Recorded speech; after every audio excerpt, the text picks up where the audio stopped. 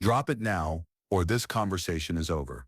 Ambassador Dane Kesler didn't raise his voice. He didn't need to. His words cut through the chamber's suffocating atmosphere like a monomolecular blade, slicing the moment clean. Every eye in the Galactic Council hall snapped to him, watching, waiting, the air tense with an expectation that never came. High Chancellor Drell Syvac, seated at the towering obsidian podium, let his crimson gaze bore into the human envoy. His posture was composed, but a ripple in his four-clawed grip on the armrest betrayed the storm beneath his expression. "You mistake where you stand, Kesler." Syvac's tone was slow, methodical, the kind a viper uses before striking. "You represent a species that is here by our approval. We shape the laws of interstellar order, and you will comply." The council chamber loomed above them, an architectural monster of polished stone and engineered alloys, designed to intimidate. The air smelled of scorched minerals from the ion torches lining the walls, casting a wavering glow over hundreds of alien representatives seated in semicircular tiers. The weight of thousands of years of bureaucracy pressed against the polished obsidian floor, a monument to power built on paperwork, negotiations, and the suffocating force of protocol.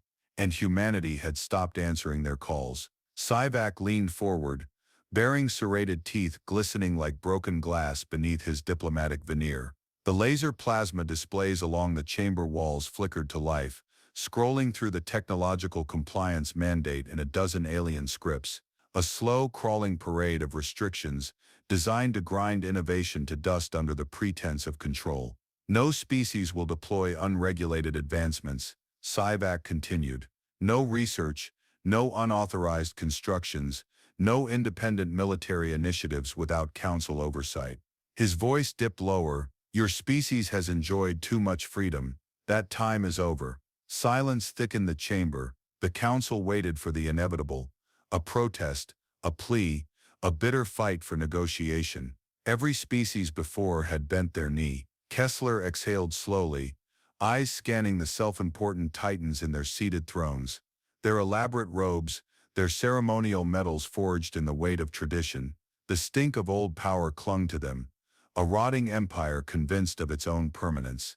A short breath, a final glance, then he stood.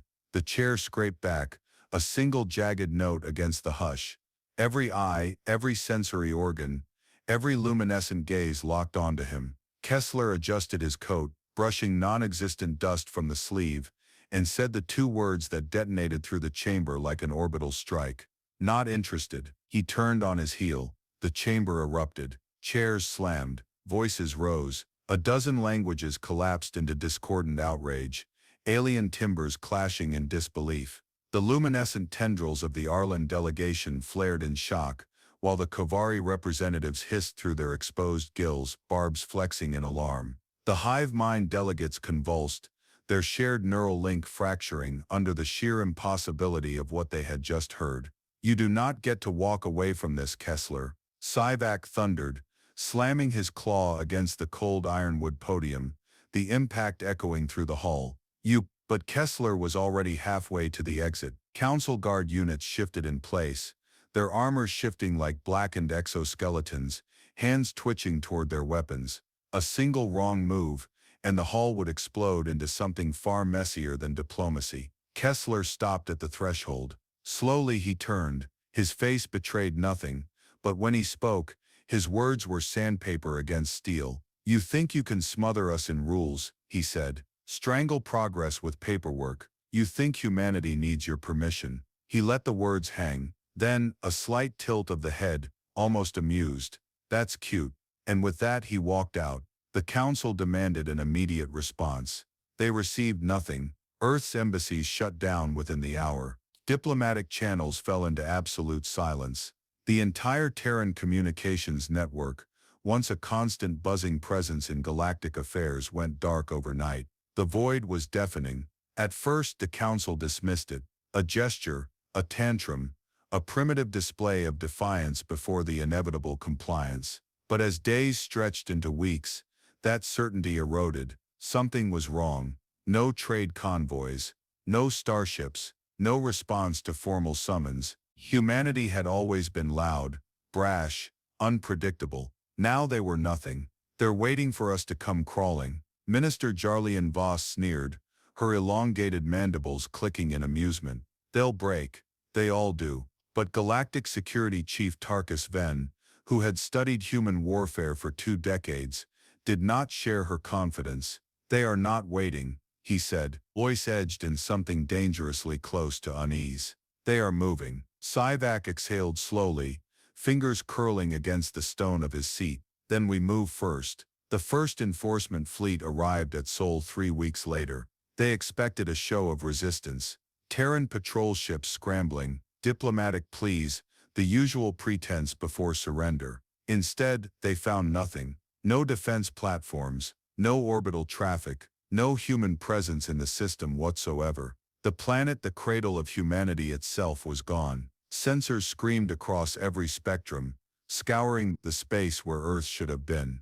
Gravity distortions flickered in the readings, the barest ghost of a gravitational signature, like an echo of a world that no longer existed. The planetary coordinates matched nothing, as if Earth had never been there at all. Silence gripped the bridge of Council Fleet Command. Officers hunched over flickering heads-up displays, rechecking the impossible. The warlord Admiral Voss Karzak, a veteran of 100 conflicts, felt the first unfamiliar whisper of something he hadn't known in years. Doubt. A single ping echoed through their open channels, a transmission encrypted, impossible to trace. Kesler's voice, smooth as glass, looking for something. Dabada's channels snapped dead. Every alarm in the fleet screamed at once. Gravitational anomalies flared open like blooming wounds in space. And then humanity returned. They did not come from souls. They did not come from any known FTL corridor. They arrived from nowhere. Colossal ships, warforms never before seen, phased into existence like shadows stepping into light. A fleet unlike anything the galaxy had ever known, moving with the precision of a system not built for war, but built for domination. They did not fire. They did not speak. They simply let their presence sink into the bones of the Council fleet like a long, slow knife. Then, just as suddenly as they had arrived, they were gone. No records, no explanations, no demands, only the lingering transmission, a whisper beneath the stars. He don't answer to you. Where is the planet? Admiral Voss Karzak didn't raise his voice, yet the weight behind each syllable carried through the silent bridge of his flagship Dominion. His officers stood frozen, backs rigid, their heads-up displays cycling through failure messages, as if repetition might yield different results. A planet does not simply disappear, yet Earth had. The sensor officer, Lieutenant Merrick, swallowed once before attempting an answer. Admiral, gravitational readings show residual pull, but he hesitated, eyes darting over figures that refused to make sense. There's no mass signature, no debris, no planetary body. Karzak's gaze locked onto the heads-up display above his command station. The projection should have shown a planetary system teeming with life, orbital colonies, merchant lanes, automated refineries feeding into the arteries of interstellar commerce. Instead, the projection flickered with incomplete data, like the ghost of a solar system that should not be empty. He exhaled through his teeth. Scans, again, every frequency, every wavelength. The Dominion's array pulsed through the void, raking space with electromagnetic tendrils, peeling layers through infrared spectrums and neutrino bursts. The results came back the same. Nothing. Earth had been erased. His second-in-command, Commander Tyran Voss, turned from his station, his usual veneer of smug assurance stripped away. This is impossible. Karzak ignored him. Deploy probes. Track any residual ion trails, heat signatures, gravitational ripples. If something left this system, I want to know where it went. Merrick's fingers trembled as he activated the launch sequence.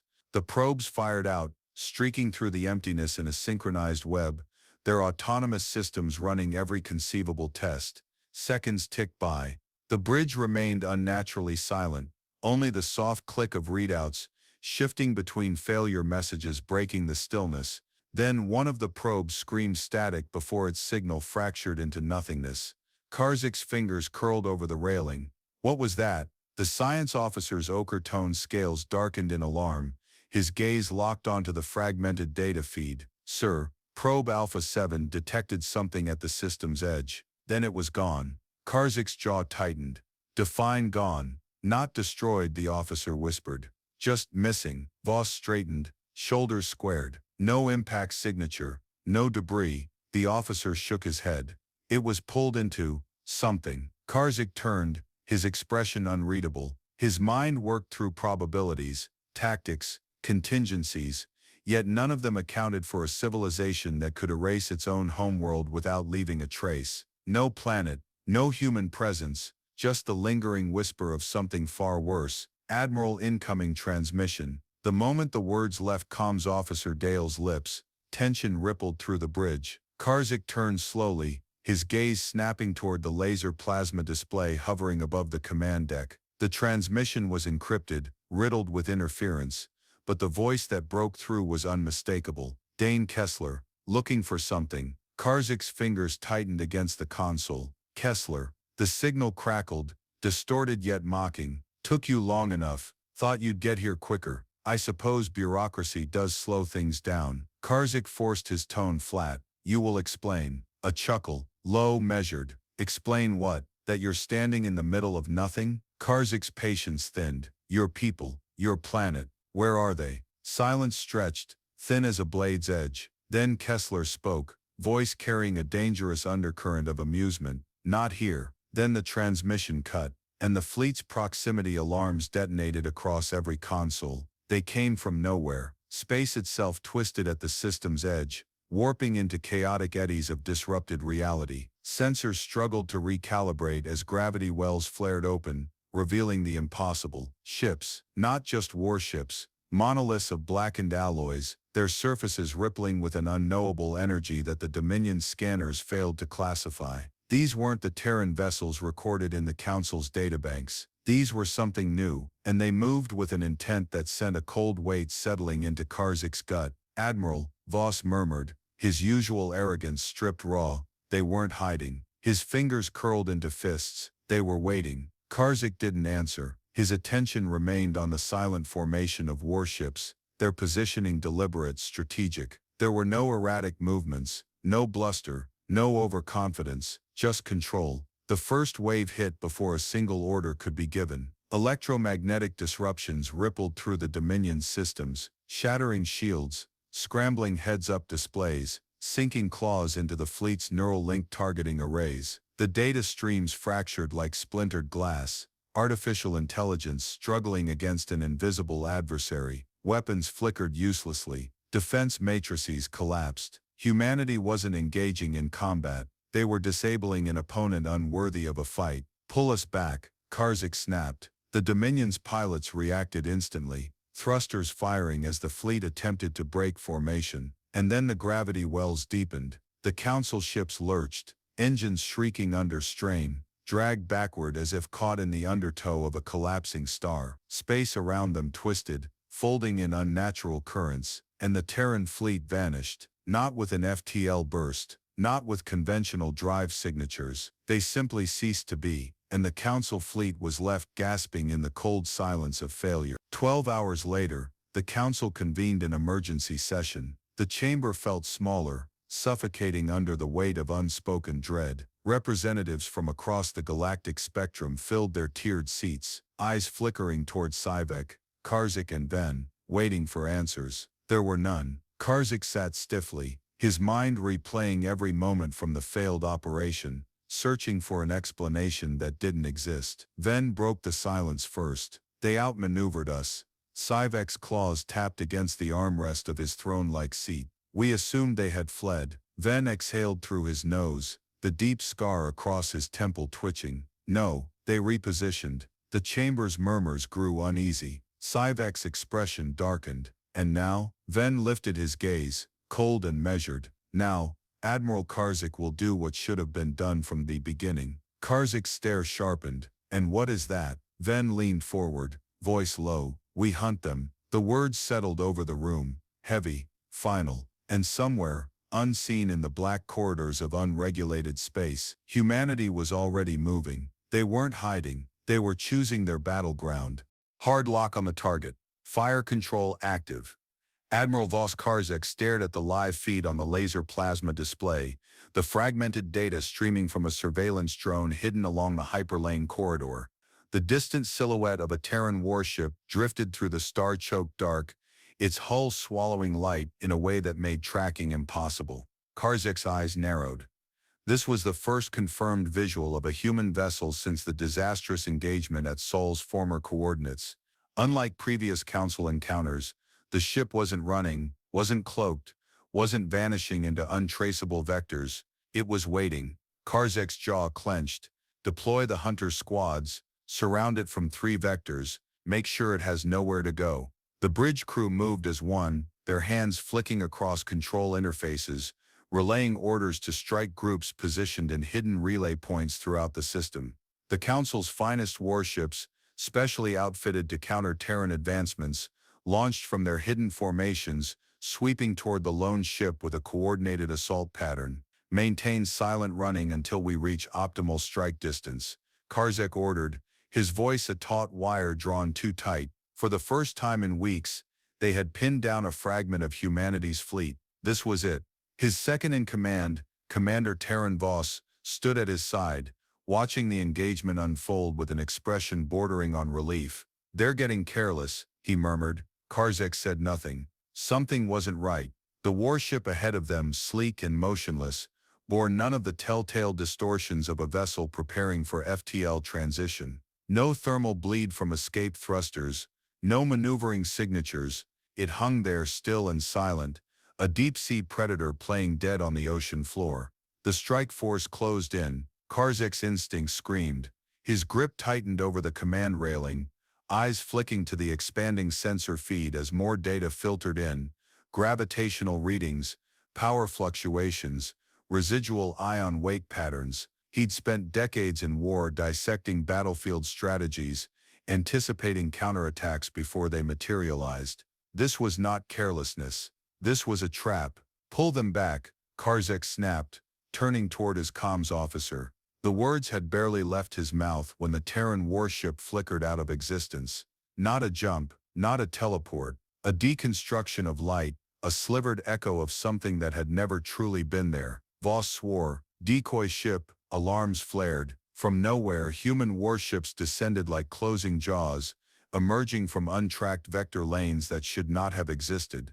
Not ships that had waited, but ships that had known exactly when and where the Council's strike force would appear. The first shots carved into the flanks of Karzek's assault squadrons, tearing through shield matrices with unrelenting efficiency. No waste, no flourish, just terminal calculations in motion. Karzek slammed his fist against the command interface, activating fleet-wide battle commands. Pull back, regroup at relay point 7. The fleet tried, engines burned, reverse thrusters fired, gravity collapsed inward, not space folding, not a gravity well, a disruption field, one they had never encountered before. The lead strike ships, caught in the inversion, snapped back into their own contrails, tumbling as navigational inputs scrambled under the distortion. Their formation fragmented in seconds. Voss cursed, slamming a fist against his console. "They're closing all retreat vectors. How the hell are they predicting our escape routes?" Karzek didn't answer. He already knew. The Council had never been the one setting the terms of this war. Humanity had mapped their movements long before the Council realized it had entered the battlefield. A cold, creeping weight settled into Karzek's chest. "They've seen this battle before," he murmured. The laser plasma display in front of him flickered, static shivering across the screen before resolving into a transmission. Dean Kesler's voice, smooth as before. "Tell me, Karzek," he mused, "when you set an ambush, do you expect the prey to know where the snare is laid?" Karzek forced himself to remain motionless. "You don't win wars by running, Kesler." "True," Kesler admitted, "but you don't lose them by fighting on your own terms either." The transmission cut, and then the real slaughter began. Terran vessels split into staggered formations, maneuvering through Council firing patterns with calculated indifference.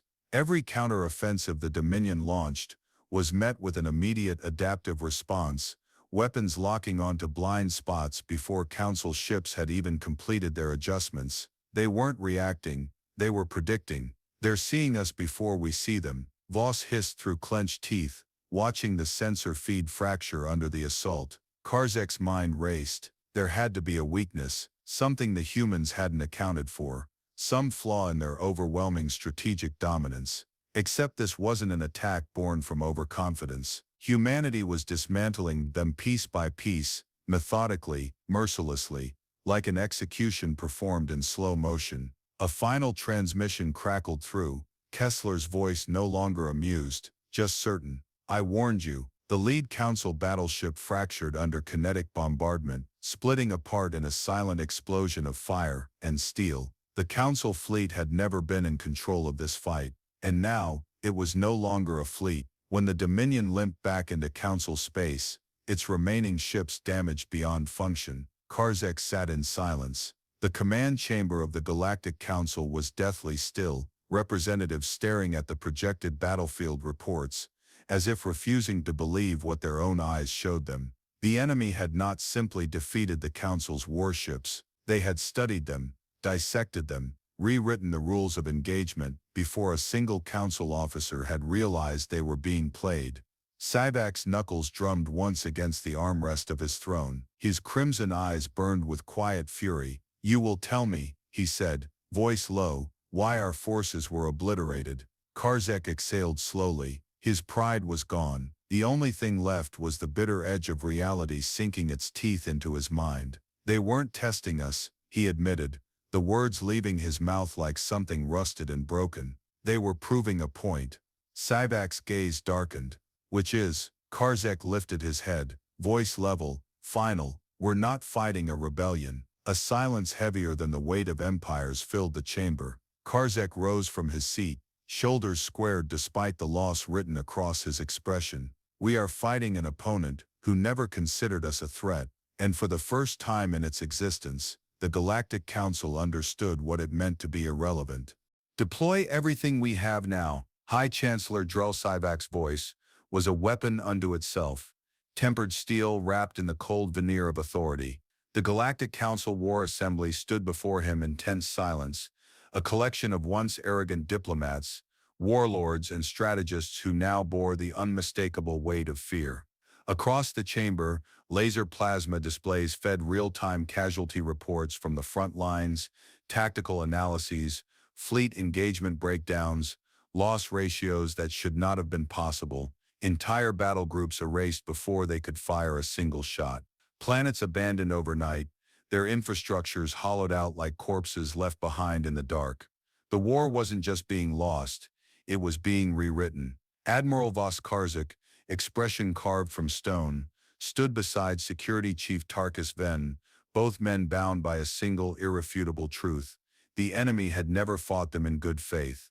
They're dismantling us with methods we can't track, Ven muttered, gaze locked on the cascading failure logs scrolling across his personal interface. They know our strategies before we commit to them. Karzek's fingers drummed once against the tactical command panel, the motion deliberate, measured. Because they don't need to adapt. We do. Sivak's clawed grip tightened against his armrest. Then tell me, Admiral, how do we cripple an enemy that refuses to meet us in open battle? Karzek exhaled slowly, as though weighing his next words with a level of care normally reserved for signing treaties that determine the fate of civilizations. We make them choose. The chamber stilled. Every remaining council fleet, every functional warship, every last reserve was mobilized under a single directive, not to chase ghosts in the dark, but to force humanity to act on their terms. Their strategy was simple: take something humanity could not afford to ignore. The target was selected within hours, a strategic stronghold, deep in neutral space, where several emerging species had maintained diplomatic ties with both the Council and humanity's silent empire. It was a midpoint, a meeting ground, a keystone in the new order that had begun to shift beneath the Council's feet like unstable ground. Caspian 3. An artificial station, hanging between the gravitational pull of twin dying stars, surrounded by a fragmented asteroid belt thick with ionized debris and abandoned mining colonies. It had been considered a backwater diplomatic hub, irrelevant in larger conflicts, until now. If humanity cared about influence, they would move to protect it. If they didn't, they would reveal the full extent of their indifference. Either way, the Council would learn something critical. The invasion of Caspian 3 was swift. Dropships shattered the station's fragile neutrality, landing with the weight of an occupying force uninterested in diplomacy. The few local defense fleets that tried to resist were swept aside like sand against a tidal wave. The Council's forces spread through the station's corridors, securing control points, jamming outbound transmissions, severing external communications. From orbit, the Dominion's sensor arrays locked onto the surrounding asteroid field, anticipating the arrival of humanity's fleet. Karzik stood in the war room, monitoring the unfolding operation from an orbital command deck, waiting for the inevitable, and waiting, and waiting. Then Ven's voice, sharper than usual, no counterattack. Karzik's brow furrowed. The Council had stolen something of value, yet the enemy did not come to take it back. What are they playing at? Ven muttered, shifting through the data streams, searching for hidden ship movements, energy surges, FTL distortions, anything, nothing. Karzik's fingers curled into a fist. They should have responded by now. Sivak's transmission cut through the static. They didn't, which means we were wrong, wrong. A simple word, but devastating in its implication. They had forced a confrontation, and humanity hadn't cared. 2 hours later, the first malfunctions began. At first it seemed minor. Data lag on the command relays, sensor distortion flickering along fleet perimeters. Then batteries on forward assault ships discharged spontaneously. FTL guidance systems shut down mid-calculation. Emergency fail-safes failed to register. Someone was inside the network, not through direct hacking, not through brute force. It had been rewritten from the inside. Ven slammed a fist against the nearest console. They planned for this. Karzik barely heard him. His mind was already spiraling through what this meant, what this revealed, what trap they had actually walked into. They let us take the station, he said quietly, horror dawning slow and deep. The realization swept through the bridge like cold air through a dying fire. Every action taken by the Council had been accounted for long before they executed it. They hadn't lured humanity into a battle. They had given humanity a reason to close the book on them entirely. The station alarms howled, klaxons bursting to life as the first detonation struck the orbital platform. Ven's head snapped toward the tactical display. Where the hell did that come from? The answer came seconds later. From inside. Caspian 3 wasn't being attacked. It was detonating itself. Across every command feed, human-written code flooded the infrastructure's core systems, activating self-destruct protocols that had never been registered in the Council's security sweep. It wasn't sabotage. It was a last conversation. Kesler's voice, distant and calm, threaded through the failing comm lines. We didn't need this place, he said, but we knew you would. The station collapsed in stages, its internal structure caving under pre-planted explosive charges.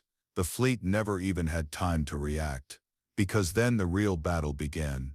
The asteroid field surrounding Caspian 3 flared to life. Ships, not warships, not combat vessels, autonomous self-replicating strike platforms buried within the debris fields, massed under the dead signatures of ancient mining colonies, maybe thousands. And the moment Caspian 3 fell, they descended like carrion birds on a dying carcass. Karzik didn't give an order to retreat. There was no retreating from this. The battle was already over, because this hadn't been a military engagement. It had been a lesson, a reminder of what the enemy truly was. Not a rogue species, not a rebellion, an inevitability. The survivors of the Caspian offensive limped back to Council space with nothing left to say.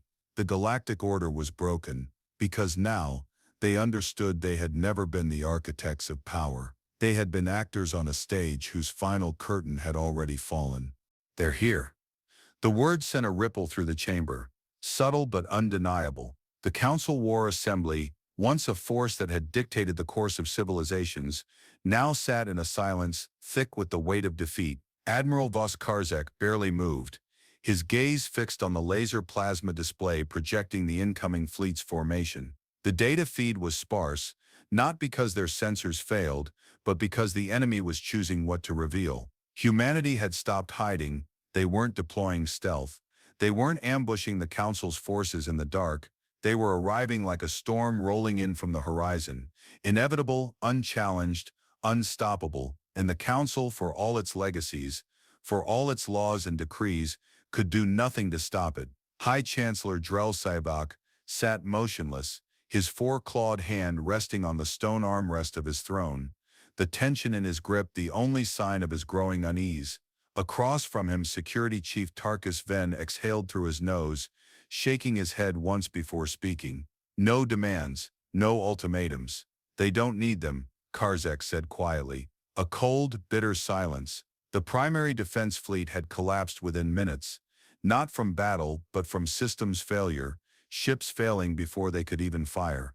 It was surgical, efficient, a removal of function rather than destruction. A lesson. Karzek turned from the display, his gaze settling on Sybok. We never had a war, Chancellor. His voice was even, but there was no satisfaction in the words. We had a warning. Sybok's claws tapped against the armrest in slow, deliberate rhythm. And now, Karzek's expression was unreadable. Now we hear what they have to say. The transmission cut through every blocked frequency, bypassing firewalls, overriding every secured relay. The Council's comm network was not hacked, it was rewritten, and when the display stabilized, showing a single-seated figure, there was no grandeur, no theatrics, just Dane Kesler, expression unreadable, a mug of something steaming in his hand as though he had all the time in the world. He didn't look like a warlord, didn't look like a leader of a species that had just crippled the most powerful interstellar governing body in history. He just looked tired. Yet there was no mistaking the power behind his silence. No military officer spoke. No council diplomat interrupted. Because for the first time in recorded history, they weren't the ones dictating the conversation. Kesler took a sip from the mug, exhaled softly, then finally glanced toward the screen.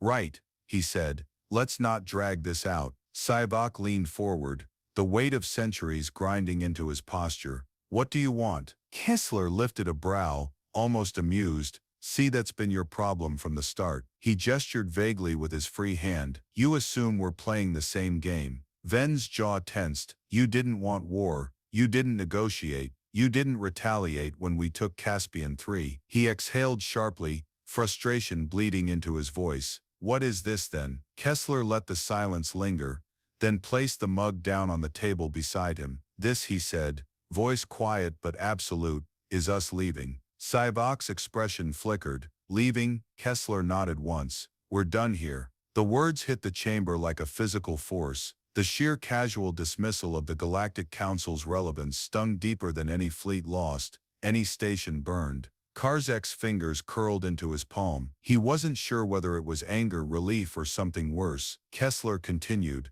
his voice calm, measured. We never needed your approval. We never needed your trade. We never needed your laws. He tilted his head slightly, as if considering his next words. We let you think we did, for a while. That was our mistake. Sybok's claws dug into the armrest. You are destabilizing the order of the known galaxy. Kesler actually laughed, a short, disbelieving chuckle. The order? He gestured vaguely. The one built on keeping species on a leash. The one that stalls advancements for centuries, because your committees need another review cycle. He shook his head. That order was broken long before we ever showed up. Silence. Kesler exhaled, his posture finally shifting, something resolute settling into his expression. We're done waiting for you to catch up. He lifted his gaze, a finality in his tone that sunk into the bones of every council member in the room. We're not staying here watching you trip over yourselves, pretending your rules still matter. His brow lifted slightly. And you know what? You should be grateful. Karzek's voice was quieter than he intended. Why? Kesler's expression darkened. Just slightly, because if we wanted to, we wouldn't be having this conversation. The weight of what he meant settled over the room, like gravity itself. Not arrogance, not posturing, a fact. Kesler leaned back, exhaled, then nodded to himself. This is where we part ways. The transmission flickered. One last phrase, soft, simple, and devastating. Nah.